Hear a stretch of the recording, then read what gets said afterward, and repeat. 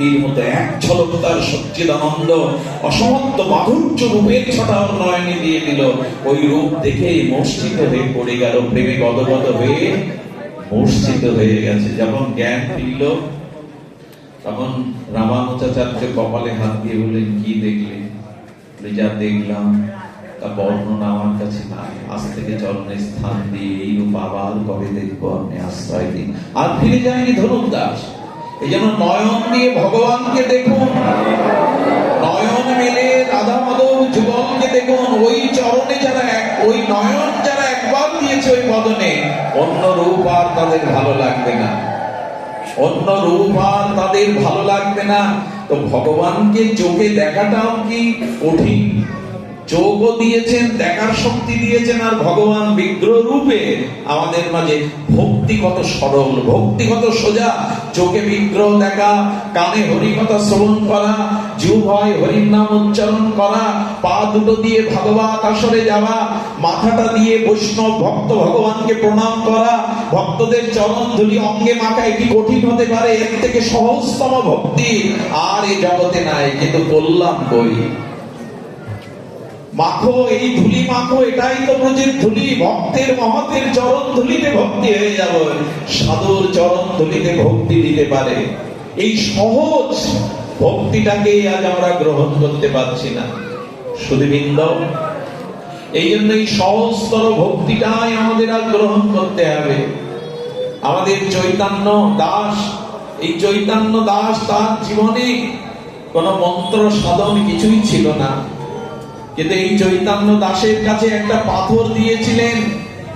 দীক্ষা নেওয়ার পর তার গুরু বললেন, এই মূর্খ শাস্ত্র জানে না, কি ভগবত সেবা করবে। আর এই পথের একটা লাল একটা কালো পাথর এনে ধুয়ে মুছে বললেন, যা আজ থেকে এই ভগবান ভোগ লাগাবি, তাকে ভোগ লাগিয়ে পাবি। একটু ধ্যান দিন, ভোগ লাগিয়ে পাবি।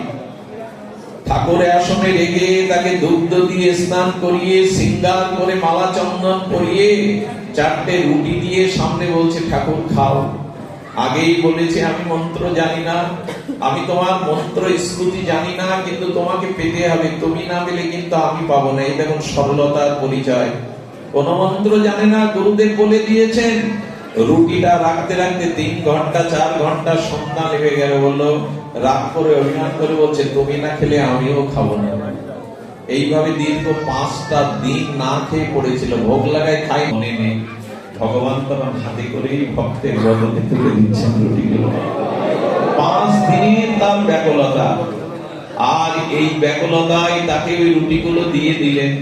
রুটি পাওয়ার পরে বললেন, প্রভু এবার থেকে আসবে, তুমি পাবে, আমি কিন্তু এমনি করে প্রসাদ পাবো। চৈতন্য দাসের ভগবত কৃপা হয়ে গেল। ভক্তি কঠিন নয়, একটু সরল, একটু হৃদয়।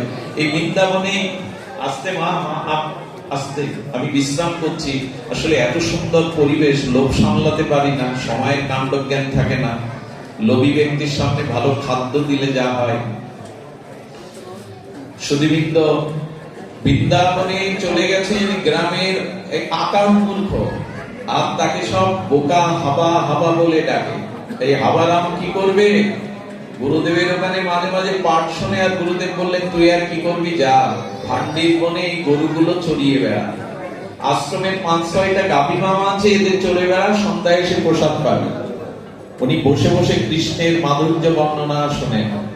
সেই ময়ূর পিচ্ছুধারী, ত্রিভঙ্গ মুরারি, বংশীধারী, মুরলীর ধারী, চরণে বাঁকা নুপুর, বাঁকা মল, এইভাবে যখন গুরুদেব বর্ণনা করেন, বলে কৃষ্ণের এত ভালো দেখতে, এত সুন্দর দেখতে। আচ্ছা, গুরুদেব গাভী নিয়ে কৃষ্ণ কোথায় যায়? বলো ভান্ডির বনে। বলো ওখানে তো আমিও যাই। আমিও তো যাই। বলো দেখবি, একদিন দেখা পাবি, ওই ভান্ডির বনেই উনি বসে আছেন গরু চড়াতে। বলে তাই নাকি? এতদিন কেন বলেননি? ওই দিন রুটিগুলো আর খাওয়ার সময় পায়নি, রুটি সবজি বেঁধে নিয়েছে, আসলে বেঁধে নিয়ে ভান্ডির বনে গিয়ে গরুগুলো ছেড়ে দিয়ে তাকে দিকে তাকাচ্ছে। কৃষ্ণ তো তাহলে এসছে সকালে, কোথায়? যখন বেলা গড়িয়ে যাচ্ছে তখন বললো, শোনো, আমার গুরুদেব মিথ্যা হতে পারে না, গুরু বাক্য সদা সত্য। তুমি এই বনে এসেছো, আমি ভাবা বলে, লোক আমাকে পাগল বলে বলে, সরল বলে দেখা দিবে না, কিন্তু তোমাকে দেখা দিতেই হবে। এভাবে যখন বেলা চলে যাচ্ছে, এটাই তো ভক্তি, এটাই তো ভগবান চান। ওই মাঠের ধুলার মধ্যে মুখ বুজে কাঁদছে আর বলছে, এসো কানা এসো। আমার গুরুদেবের কথা মিথ্যা হতে পারে না, আমি প্রতিদিনই আসি, তুমি দেখা দাও না, আজ তোমাকে দেখা দিতে হবে, আমি মুখ তুলবো না এই মাটি থেকে, এখানেই পড়ে থাকবো, খাবো না দাবো না, গুরুদেবের কাছে ফিরে যাবো না, দেখা দাও। গোধূলি বেলা ভগবান সহ্য করতে পারলেন না, এই ভক্তের আত্মনিবেদন, এই ভক্তের নিবিড় ভালোবাসায় ভগবান পরাভূত হয়ে গেলেন। নীল বালক সম গোবিন্দ প্রকট বৃন্দাবনের সেই নীল আভায় ভরে গেল। ওর সামনে এসে বলছে, ওঠো ওঠো তুমি, এই দেখো আমি এসেছি। যেই এসেছে জড়িয়ে ধরে বললেন, কানাইয়া কানাইয়া তুমি এতদিন আসো, দেখা হয় না, দেখা দাও না, আমার গুরুদেবের কথা না শুনলে তো দেখা পেতেন না।